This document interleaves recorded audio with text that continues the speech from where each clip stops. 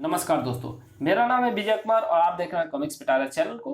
दोस्तों, हम लोग कॉमिक्स पढ़ रहे थे 8 घंटे, जो कि ढोगा के कॉमिक्स है। इस कॉमिक्स का पहला पार्ट ऑलरेडी मैंने अपने चैनल पे अपलोड कर दिया है। अगर आपने नहीं देखा तो प्लीज जा करके देखिए, तभी आपको आगे कहानी समझ में आएगी और इस कॉमिक्स में जितने भी कैरेक्टर हैं तभी आप सभी को पहचान पाएंगे। दोस्तों, इस कॉमिक्स के पहले पार्ट में मैंने इस कॉमिक्स को 20 पेज तक कवर कर दिया था। अब इस पार्ट में इसके आगे कहानी को शुरू करेंगे। दोस्तों, इसके पहले पार्ट को देखने के लिए आप इस वीडियो के नीचे डिस्क्रिप्शन बॉक्स में जाएंगे तो वहां पे आपको डोगा की प्लेलिस्ट का लिंक मिल जाएगा, या इसके पहले पार्ट का भी लिंक आपको मिल जाएगा। तो वहां पे आप इन दोनों में से किसी एक लिंक पे क्लिक करके आप उस वीडियो को देख सकते हैं। तो चलिए देरी ना करते हुए इसके आगे कहानी को शुरू करते हैं। इंस्पेक्टर धर्माधिकारी को लेकर जब उस स्थान पर पहुंचा तो हवा उनकी कनपट्टी पर ठोकरें बरसाने लगी। लाशों की गिनती उनकी रगों के लहू के बहाव को तेज कर रही थी। उस वक्त उनके सीने में जैसे कोई तूफान जन्म ले रहा था, और उस वक्त तो तूफान उस सीने को भेद कर जैसे उनकी आंखों में उतरने लगा। न्यायमूर्ति धर्माधिकारी को भेंट डोगा। एक से एक खतरनाक मुजरिमों के फैसले लिखते वक्त जो हाथ कभी ना कांपे थे, आज उस वक्त चेहरे से कफन हटाते वक्त बुरी तरह से थर्रा गए। आंखें जैसे पथरा गई। ऐसा लगा जैसे जीवन में पहली बार किसी को मरा देखा हो। बाकी लाशों के चेहरे से हवा कफन उड़ाती चली गई। उस वक्त धर्माधिकारी को ऐसा लग रहा था जैसे उसके हृदय को किसी ने मुट्ठी में पकड़कर भींच दिया हो। हर लाश के चेहरे पर से फिसलती चली जा रही और आंखों में जैसे शोले भरते चले जा रहे थे। जबड़ों में कसाव बढ़ रहा था और उस छोटी सी लाश की तरफ देखकर धर्माधिकारी की मुठियां भी कस गईं। बुरी तरह कांपता हाथ आगे बढ़ा और उस नन्ही लाश के चेहरे से कफन हटाया। पोती की हमेशा के लिए बंद हो गई आंखों और उसके निस्तेज पड़े चेहरों को झकझोर कर रख दिया था धर्मा के उस अधिकार को। नहीं, नहीं।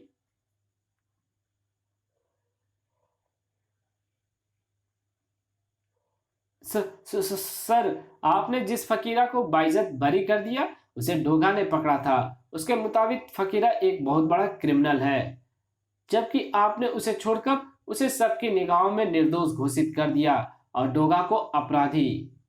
शायद इसी से चिढ़कर ही डोगा ने ये भयानक हत्याकांड कर डाला। उसने आपसे बदला लिया है सर। मुझे डोगा चाहिए। मुझे डोगा चाहिए, और वो भी जिंदा, हथकड़ियों में जकड़ा हुआ। जल्दी, आज मैं रिटायर हो रहा हूं। आज मेरे कार्यकाल का आखिरी दिन है, मगर मेरी सेवाएं रात्रि 12 बजे तक मान्य है। उसके बाद ही मैं रिटायर्ड समझा जाऊंगा। इस वक्त दिन के 4 बजे हैं। 12 बजने में अभी 8 घंटे बाकी हैं कमिश्नर, और इन 8 घंटों में मुझे डोगा चाहिए। फकीरा का फैसला मेरा सेवा काल का आखिरी फैसला नहीं था। अभी मैं एक फैसला और करूंगा। जब जज किसी की मौत की सजा देता है तो कलम तोड़ता है। डोगा के नाम की कलम तोड़ने के बाद ही मैं अपने पद से हटूंगा। कमिश्नर की पेशानी पर 1001 बल पड़ गए। मगर सिर्फ 8 घंटों में डोगा जैसे अपराधी को गिरफ्तार करना नामुमकिन है।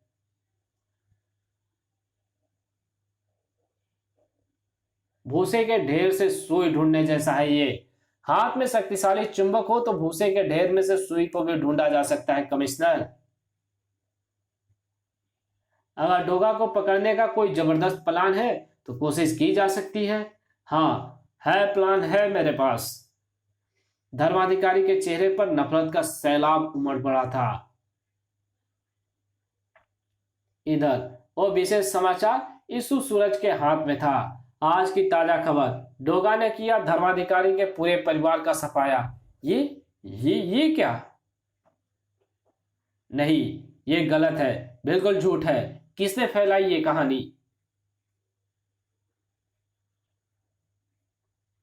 किसने की ये निर्मम हत्याएं और क्यों?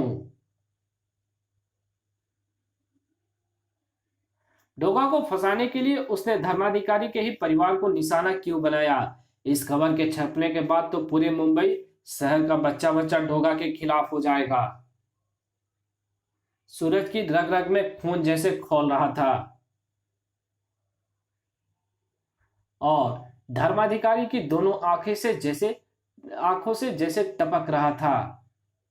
कमिश्नर, कभी कभी मंजिल रास्तों के बहुत पास होती है, मगर हम उसे पीछे छोड़कर आगे निकल जाते हैं क्योंकि हम उस ओर से लापरवाह होते हैं, उधर ध्यान ही नहीं देते। अगर ध्यान देते होते तो आज मेरा परिवार, जिसे मैंने बगीचे की तरह अपने खून से सींचा था, मेरे सामने बेजान लाशों में बदला ना पड़ा होता।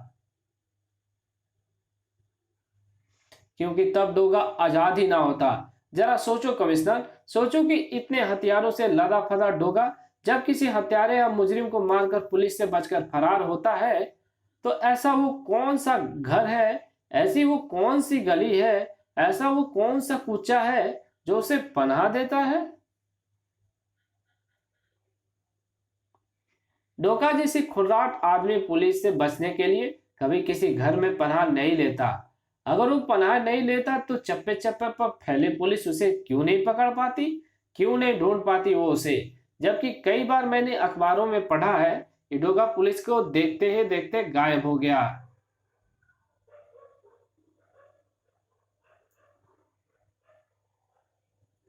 वो भागने के लिए गटर में घुस जाता है और हमारी पुलिस यही गच्चा खा जाती है। हमारी पुलिस को ना गटर के रास्तों का ज्ञान है, ना ही गटर के माहौल का प्रशिक्षण उसे मिला है। जबकि डोगा गटर के रास्तों में ऐसे ही परिचित है जैसे आज बच्चे कंप्यूटर के नाम से।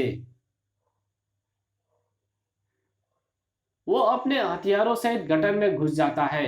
आपकी इस बात की पुष्टि के लिए मैंने एक डमी तैयार की है।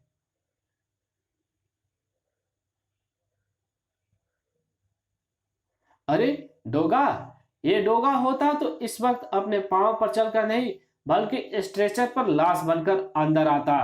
ये डोगा की डमी है। आओ मेरे साथ, मैं आपको कुछ दिखाता हूं। आप मुझे गटर के पास क्यों लाए हैं?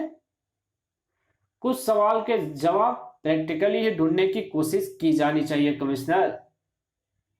डोगा, एक्शन। डोगा की डमी हवा में लहराई और ठीक डोगा के स्टाइल में उसने खुले मेनहॉल में समा जाना चाहा, मगर खट खट, उफ, उठो, तुम्हें कहीं लगी तो नहीं? No sir. मगर धर्माधिकारी का काम अभी खत्म नहीं हुआ था। Doga, action again. डोगा की डमी पुनः मेन होल की तरफ उछली। इस बार हालांकि डोगा की डमी ने अपने शरीर को और भी बुरी तरह से सिकोड़कर मेनहोल में कूदने की कोशिश की थी, लेकिन खड़ाक,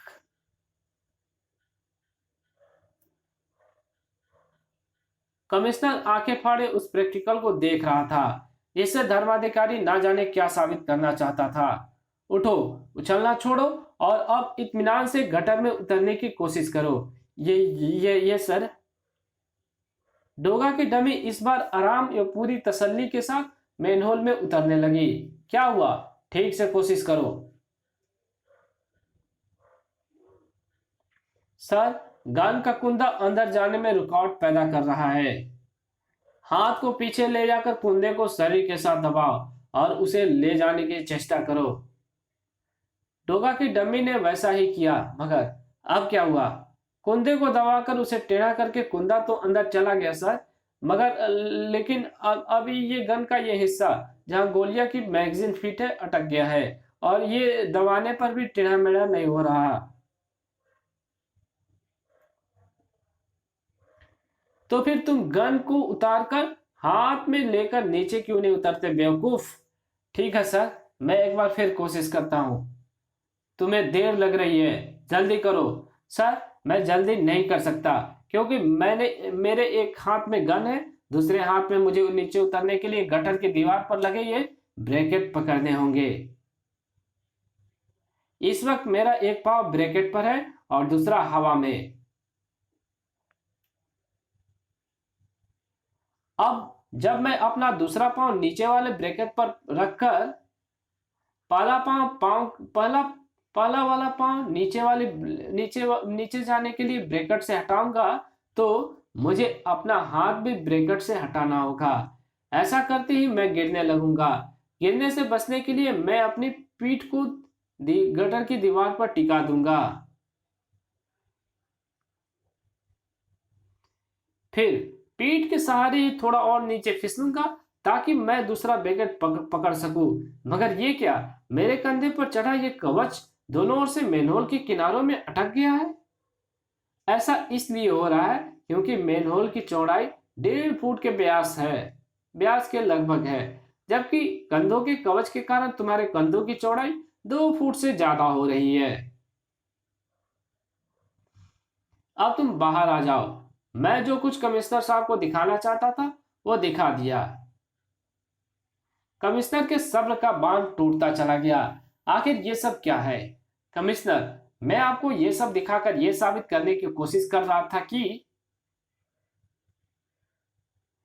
डोगा चाहे जितना भी जोर लगा ले, वो अपनी गन और कंधे पर पहने कवच के कारण मैनहोल के रास्ते किसी भी सूरत में फरार नहीं हो सकता। ओह, लेकिन वो जाता तो गटर के रास्ते से ही है। इसका ये मतलब हुआ कि जब वो मैनहोल में प्रवेश करता है तो उस वक्त उसके हाथ में उसकी गन और कंधों पर उसका कवच नहीं होता। और अगर ये दोनों चीजें वहां नहीं होती जहां होनी चाहिए तो फिर कहां होती है? पीछा कर रही पुलिस को ये चीजें वहां नहीं मिलती। इसका मतलब कवच और गन डोगा बाहर फेंक कर भी नहीं जाता। क्या आपने कभी इस प्रश्न पर गौर किया है कमिश्नर साहब, ये चीजें आखिर उस वक्त कहां चली जाती है जब डोगा मेन में उतरता है? नहीं। इसका जवाब आपको फौरन मिल जाता कमिश्नर, अगर आपने इन प्रश्नों पर गौर किया होता। ये डोगा ये कुत्ते सी शक्ल का मास्क क्यों पहनता है? क्यों रखा है उसने अपना नाम डोगा? ये तो शायद डोगा के अलावा कोई भी नहीं जानता। शायद मैं भी नहीं जानता, मगर इन सब प्रश्नों के आधार पर मैं ये बात कह सकता हूँ, डोगा का कुत्तों के साथ विशेष लगाव यानी संबंध होना चाहिए। कुत्ता एक ऐसा समझदार प्राणी है कमिश्नर साहब कि उसे विशेष प्रशिक्षण देकर उससे कैसा भी काम लिया जा सकता है। पुलिस खुद प्रशिक्षित कुत्ते द्वारा कई बार बड़े बड़े अपराधियों और हत्यारों को ढूंढ निकालती है। कुत्ते की स्वामी भक्ति और वफादारी के बारे में कौन नहीं जानता। एक अंग्रेजी फिल्म रॉबर्ट्स डॉग में तो कुत्तों द्वारा पूरी बैंक रॉबरी को ही शूट किया गया था। मुझे लगता है कि जिस समय डोगा अपना काम करके वहां से जाता है तो वो अपने हथियार, कवच, जूते और अपनी वर्दी इत्यादि सब अपने ट्रेंड कुत्तों को सुपुर्द कर जाता है, जो कि घटना के वक्त वही आसपास ही होते हैं। कमिश्नर साहब, अगर इन कुत्ते का पता लग जाए तो हम डोगा तक पहुंच सकते हैं, मगर यह काम मुश्किल है। हर गली में 20 कुत्ते होते हैं। कैसे पता चलेगा कि इनमें से डोगा के कुत्ते कौन से हैं? ये पता लगाएंगे हमारे जासूस कुत्ते। डोगा का कार्य क्षेत्र काफी बड़ा है, इसलिए अगर हम ठीक सोच रहे हैं तो डोगा ने कुत्तों के पास हर क्षेत्र में हथियार छिपा रखे होंगे, जो वक्त जरूरत पर वो उन्हें डोगा तक पहुंचा देते हैं। हमारे प्रशिक्षित कुत्ते इन कुत्तों के रहने की जगहों का पता लगाकर उन जगहों पर हथियार ढूंढेंगे। अगर हथियार मिल जाते हैं तो हमारी थ्योरी सही साबित हो जाएगी। तब हम डोगा को पकड़ने के लिए अग्नि चाल चलेंगे।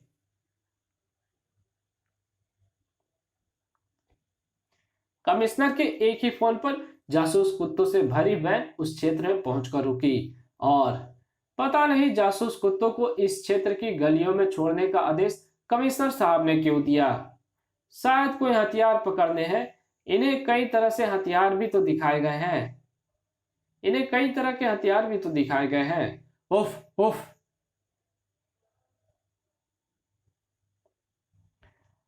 अब हमें इसे वायरलेस सेट के पास रहना है, ताकि अगर कोई कुत्ता वापस आता दिखे तो हम कमिश्नर साहब को इसकी खबर दे सके।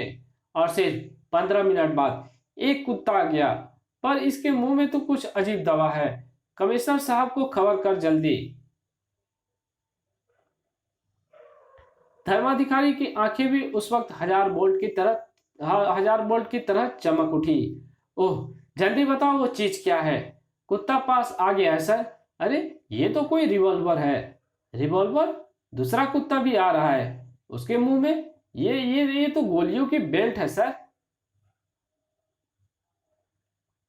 दो और कुत्ते लौट रहे हैं सर। उन दोनों ने मुंह में दबा रखी है AK-47 गन। ओ गॉड, 3 कुत्ते मुंह में हैंड ग्रेनेड लेकर लौट रहे हैं। और अब चाकू भी सर। जितने भी हथियार मिले उन्हें अपने कब्जे में लेकर फौरन लौट जाओ। देखा कमिश्नर, जरूरी नहीं कि चोर को पकड़ने के लिए चोर सामने ही हो। अगर चोर की ABC पता हो तो XYZ तक पहुंचा जा सकता है।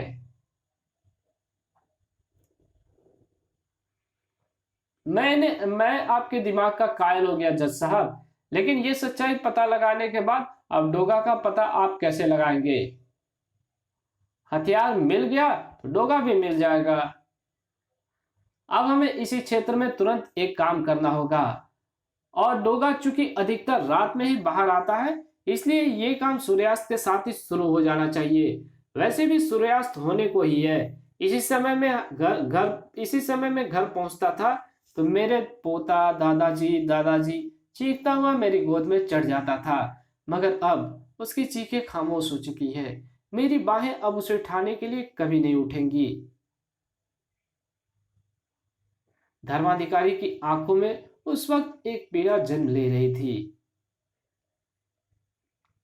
चेहरे पर आक्रोश लिए सूरज अदरक चाचा के सामने आ पहुंचा।